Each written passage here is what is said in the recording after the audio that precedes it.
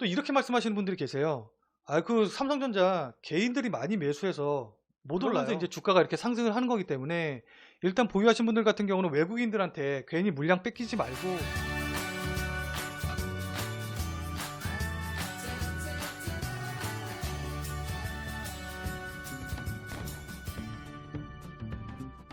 자, 일단 예전 영상에서 제가 아마 이때 이렇게 말씀드렸을 거예요. 지금 코스피 지수 2000 넘고 그 다음에 외국인들 매수 들어오게 되면은 제가 이제 다른 종목보다 삼성전자가 훨씬 더 좋을 테니까 삼성전자를 매수해라, 이런 식으로 말씀을 드렸었습니다. 그래서 이전에는 이제 저한테 종목을 어떤 걸 사야 되냐 이제 물어보시는 분들한테는 이제 이런저런 뭐 2차전지라던가 아니면 뭐 다른 쪽의 테마를 가진 중소형주 종목 쪽으로 이제 좀 말씀을 드렸었는데, 지금 분위기에서는 그런 종목들보다는 삼성전자에 주목을 해보시라고 말씀을 드릴 것 같아요. 일단 코스피 지수가 2000선 이상으로 올라가게 되고 그 다음에 외국인의 순매수가 유입이 되게 되면은 이때는, 지금까지는 아마 이제 삼성전자를 보유하신 분들이 다른 종목을 갖고 계신 분들을 좀 부러워하는 시장이 계속 지속이 됐었어요. 근데 이제부터는 아마 삼성전자가 없으신 분들이 소외받는 시장이 될 것이라고 보고 있습니다. 삼성전자 같은 경우는 누구나 다 아시다시피 코스피 시총 1위 종목입니다. 그래서 이게 오늘 시총 상위 종목인데 1위가 당연히 삼성전자고 2위가 SK하이닉스, 그 다음에 5위가 삼성전자 우입니다. 그래서 삼성전자 자체가 21.1%, 시가총액의 21.1%를 차지를 하고 삼성전자 우가 2.5%를 차지해서 이 두 개만 삼성전자랑 삼성전자 우 두 개를 합치게 되면은 거의 25%를 차지를 해요. 전체 코스피 시장에서 25%를 차지하는데, 예전 같은 경우에는 삼성전자가 30%를 차지를 해서 30% 룰을 적용을 하네 어쩌네 막 이런 식의 말이 있었었는데, 이때 같은 경우는 전체 시총에서 코스피 지수의 3분의 1을 차지를 했었었고, 지금 같은 경우에는 어때요? 4분의 1을 차지하고 있죠. 4분의 1이라고 하는 게 결국 25%예요. 그쵸? 그렇게 되면은 예를 들어서 삼성전자가 만약에 10%가 상승을 했다고 하면은 나머지 종목들이 뭐 하나도 오르지도 떨어지도 않고 그냥 그대로 유지가 됐다고 하면은 코스피 지수가 2.5% 상승한다는 뜻이에요. 삼성전자 하나가 코스피 지수에서 차지하는 비중, 그 다음에 그 역할이 그만큼 크다라고 이렇게 이해하시면 됩니다. 자, 그리고 코스피 지수가 단순히 그냥 뭐 그냥 지수로 코스피 지수가 얼마구나 하고 끝나는 게 아니라 여기에 연관된 ETF라던가 아니면 패시브 자금들이 코스피 지수와 연관이 되기 때문에 코스피 지수 자체만 놓고 보시면 안 되고 관련된 선물 옵션 시장과 그 다음에 ETF 시장, 또 이것과 관련된 차익 거래 등등등 모든 걸 다 감안을 해서 생각을 하셔야 됩니다. ETF 같은 경우에도 지금 31조 정도 설정하게 돼 있고 패시브 자금 같은 경우는 70조 원 정도 수준이에요. 근데 이 패시브 자금이 지수를 추종하는 자금이에요. 지수를 추종하기 때문에 시총 비중대로 매수가 들어갑니다. 이 종목이 더 좋아 보이니까 이 종목을 더 사고 이 종목이 나빠 보이니까 덜 사고 이러는 게 아니라 시총 비중대로만 매수를 해요. 시총 비중대로 매수를 해서 지수만큼의 나는 수익률을 받겠다라고 하는 게 패시브 자금입니다. 이해되세요? 그래서 이 자금이 약 70조이기 때문에 아까 얘기했듯이 우리가 70조에 전체 차지하는 비중의 4분의 1이기 때문에 단순하게 계산을 한다고 하더라도 패시브 자금에서 삼성전자를 매수해야 되는 자금이 18조 수준인 거예요. 그렇기 때문에 이 패시브 자금이 대부분 외국계 투자 자금, 그러니까 외국계라던가 아니면 기관에서 투자 자금이 들어오는데 대부분 이제 외국계 투자 자금이기 때문에 비록 이번 반등에서는 소외가 됐지만은 만약에 외국인들이 들어온다고 하면은 삼성전자를 빼고는 매수가 들어올 수 없어요. 뭐 거의 불가능하다고 볼 수도 있겠죠. 그러니까 지금까지 삼성전자가 소외된 이유는 딱 하나밖에 없어요. 외국인들이 매수가 안 들어왔기 때문이에요. 지수는 오르는데 외국인들이 매수가 안 들어왔기 때문인데, 만약에 지수가 오르면서 외국인 매수가 다시 들어온다고 하면은 삼성전자를 제외하고 지수가 오르는 것은 불가능하기 때문에 지금 말씀드렸던 ETF라던가 그다음에 패시브 자금들의 수들이 있기 때문에 당연히 상승하게 될 겁니다. 무슨 말인지 이해되시죠? 또 이렇게 말씀하시는 분들이 계세요.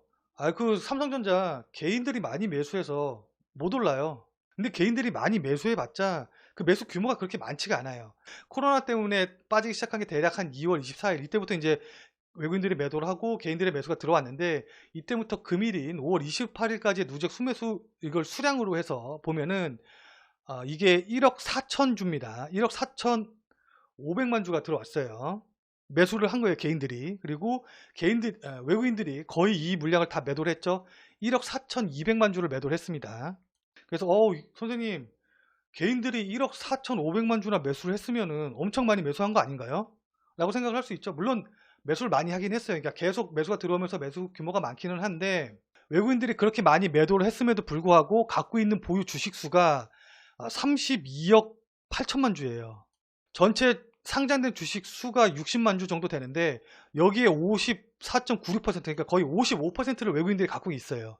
그러니까 일단은 외국인들이 갖고 있는 주식 수에 비해서 요번에 개인들이 매수 많이 했다고 해봤자 그 물량 자체가 많지 않죠. 외국인들이 보유한 주식 수에 비해서 개인들이 매수한 게 미미하다는 뜻이에요. 이게 지금 삼성전자의 외국인 한도 소진율을 보여드린 건데 코로나 사태 전에는 한 57% 그러니까 전체 주식수의 57%를 갖고 있다가 요번에 그렇게 많이 매도를 해서 55%까지 빠진 거예요. 그러니까 한 2% 정도가 빠진 거죠. 외국인들 매수가 다시 들어온다고 하면은 2%만큼의 매수 여력이 있다는 뜻이죠. 그냥 딱 코로나 사태 직전까지의 외국인 그 보유 비중까지만 올라간다고 하면. 근데 제가 외국인 보유 비중이 올라가는 게 왜 중요하다고 말씀드렸어요? 아까 전에 말씀드렸었죠. 직전에 패시브 자금들은 당연히 그 비중을 맞춰서 들어올 수밖에 없기 때문에 2% 정도 매수가 들어올 수 있다고 보는 거예요. 무슨 말인지 이해되시죠?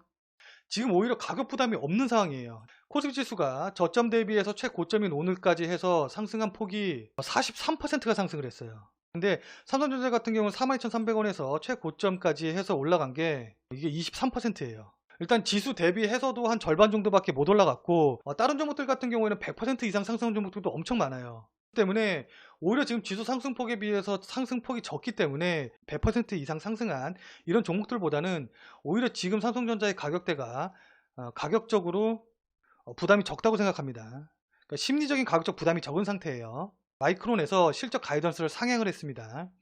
실적 전망치를 상승을 했는데 당연히 한국 반도체에도 주목이 되겠죠.